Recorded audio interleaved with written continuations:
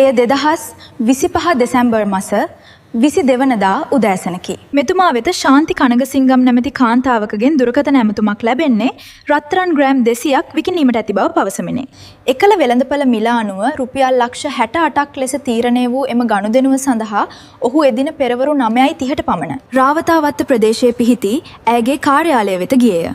එහිදී ඇය පවසා සිටියේ අදාළ රන් තොගය ලබා දීමට නම් එම මුදල ඇයගේ ගිණුමට බැර කළ යුතු බවයි. ව්‍යාපාරිකයෙකු ලෙස ඇය කෙරෙහි විශ්වාසය තැබූ මෙතුමා රුපියල් ලක්ෂ 68ක මුදල ඇයගේ ගිණුමට බැර කිරීමට පියවර ගත්තේය. මුදල් ලබා ගැනීමෙන් පසු ඇය ඔහු සමග කොළඹ ලංකා බැංකු ශාඛාව වෙත ගියද අවසානයේ පවසා සිටියේ අදාළ රන් තොගය එදින ලබා දිය නොහැකි බවයි. තමා ලබා දුන් මුදල් වහාම නැවත ඉල්ලා සිටි විට ඇය මෙතුමාව රවටමින් පවසා සිටියේ එම මුදල නැවත ඔහුගේ ගිණුමටම මාරු කළ බවයි. නමුත් සත්‍ය වශයෙන්ම ඇය ලබා දී තිබුණේ සම්පත් බැංකුවට අයත් ව්‍යාජ චෙක්පතකි.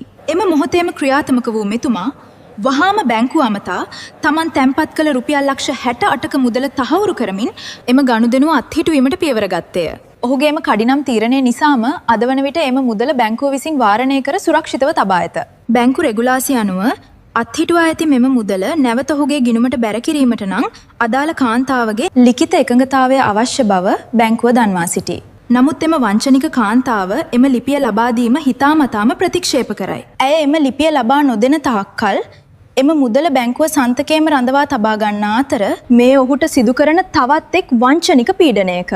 දැනට මාස 4කට අධික කාලයක් ගත වී ඇතත් තවමත් Tamanට සාධාරණයක් ඉටු වී නැති බව පවසන ඔහු ඇය නඩු කටයුතු ප්‍රමාද කරමින් සහ ලිපි ලබා නොදෙමින් තවදුරටත් Tamanට මානසිකව සහ මූල්‍යමය වශයෙන් පීඩා කරන බව සඳහන් කරයි. ආර්ථික වශයෙන් දැඩි අසීරුතාවයකට පත්ව සිටින මෙතුමා පොලිස්පතිතුමන්ගෙන් සහ අධිකරණ බලධාරීන්ගෙන් ඉල්ලා සිටින්නේ. ඇය නඩු කටයුතු ප්‍රමාද කරමින් සහ ලිපි ලබා නොදෙමින් තවදුරටත් Tamanට මානසිකව සහ මූල්‍යමය වශයෙන් පීඩා කරන බව සඳහන් කරයි. මෙම වංචනික කාන්තාවට එරෙහිව පවතින විමර්ශන කඩිනම් කරන ලෙස බැංකුවේ රඳවා ඇති මුදල ඇයගේ එකඟතාවයකින් තොර වූද නැවත Taman වෙත ලබා දීමට අවශ්‍ය අධිකරණ නියෝගයක් ලබා දීමට මැදිහත් වන ලෙස වංචනික ලෙස ව්‍යාජ චෙක්පත් ලබා දෙමින් මහජනයා රවටන මෙම තැනැත්තියට නිසි දඩුවම් ලබා දෙන ලෙසයි.